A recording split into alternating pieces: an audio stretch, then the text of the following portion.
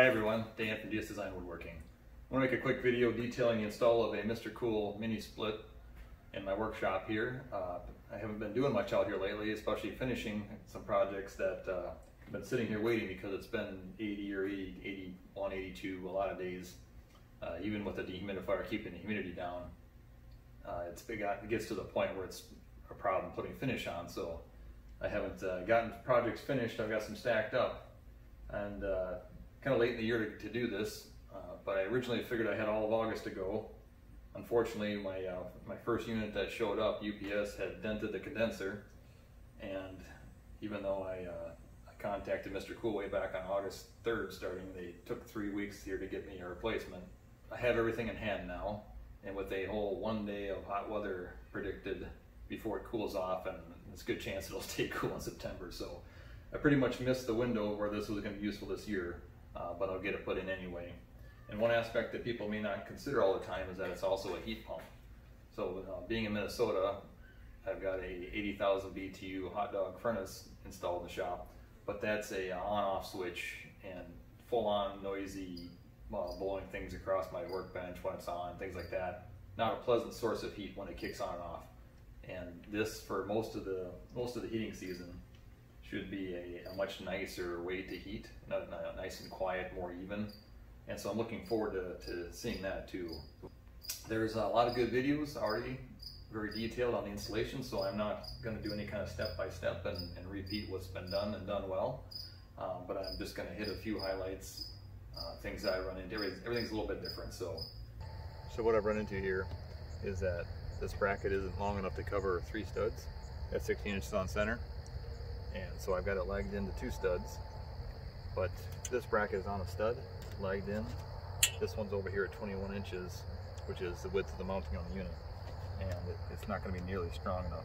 This is flexing already with 20 pounds of pressure on it, and this unit weighs 100 pounds. So what I'm going to have to do is add some backing. I need another lag bolt over here. So if you got vinyl siding and you need to do any kind of work on the building, it's not hard to remove. There's a tool you can get that helps pull the flange out on the bottom of the piece and unhook it from the piece below.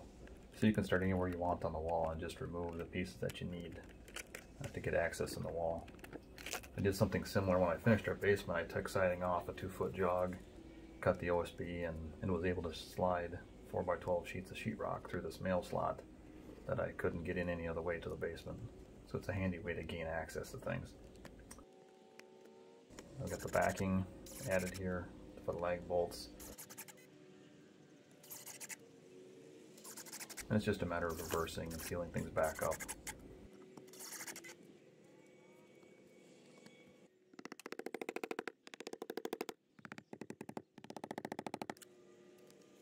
And the siding goes back on. Just reverse what you took it off. 16-foot pieces aren't great fun to handle yourself, but it's doable. And most of them are shorter. The trickiest part is the last piece to get the bottom of it pulled back down and clipped over the piece below. But again, the tool you can buy helps you pull that out.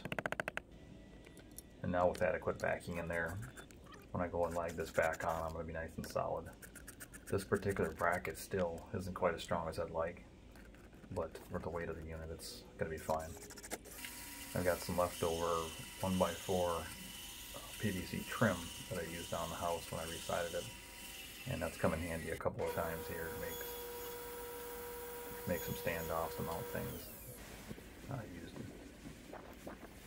I've got electrical equipment on the other side of the shop for the solar system on top that has standoffs made the same way. I'm using toggle bolts here because there's no stud right behind this location. That way I can pull the trim pieces onto the building, and then the electrical box just screws into the PVC trim.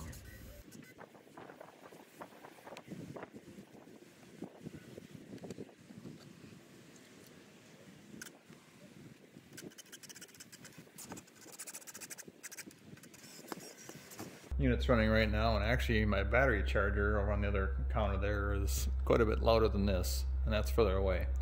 So it's nice and quiet when running, but it also not kicking out a whole lot of airflow. It's fine if you're in front of it, but I wouldn't expect this to do very well heating my shop. If this is going to be your only source of heat, I would have upsized the unit, and it wouldn't work in a Minnesota climate, I don't think, because we're going to get below where the heat pump will work. But in a more moderate climate, yeah, you could use this for a year-round heat and cool.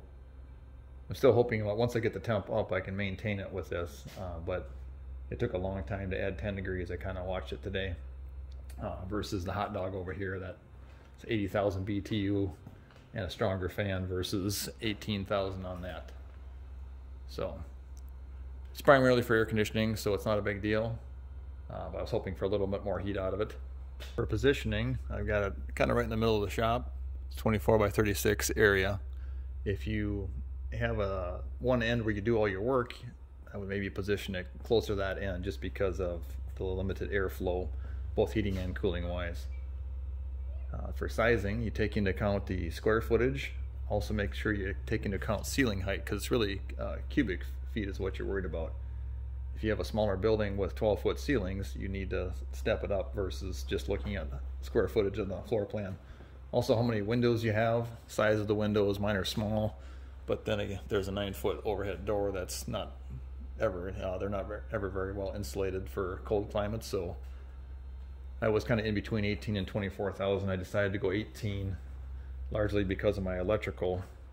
What I had available was going to support that. The 24,000 would have required a bigger circuit. I would have had to run, I wouldn't have been able to tap into what was in the wall. I would have had to run all the way around the outside probably. Electrical panel is over in the cabinets, and it was just much simpler. So since I was in between, I went with 18. That was easier to wire. But make sure you take that into account too.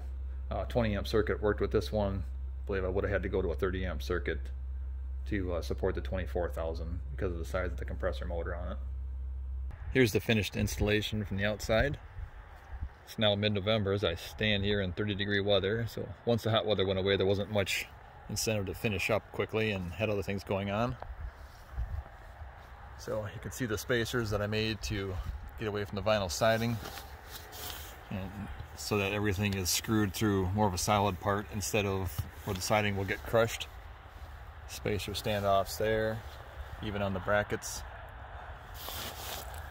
I ran the wires inside a sheathing back in here. Even their cable, it just the sheathing just dead ends in here. And of course the other one that goes to the electrical box. It's just a kind of outdoor hot tub disconnect. One thing I really don't like is this big coil back here of extra line. I moved the condenser over partly just to use up a little bit of it, but it wasn't practical to try to run it out sideways. I wish they would offer a kit that was about 10 or 12 feet of line. I think would be good for almost, you know, a high percentage of installations, because a lot of them can probably put the condenser right outside of the indoor unit. It would be a good option to add. I wall mounted it versus sitting on a pad, which would have been a little easier to make sure that snow didn't pile up underneath. If I'm going to use it for heat at all, I didn't want it to be sitting and, you know, drifted over. But that, of course, as you've seen, added some complexity to trying to find enough strength in the wall with the brackets that I chose. My mower gets most of the way underneath, and then I can trim just a little bit. I didn't have to do any landscaping or anything either. Add some extra work to put it on the wall, but it'll be worth it for me just to make sure that it doesn't get covered with snow. If you're in a more moderate climate, it wouldn't make a difference.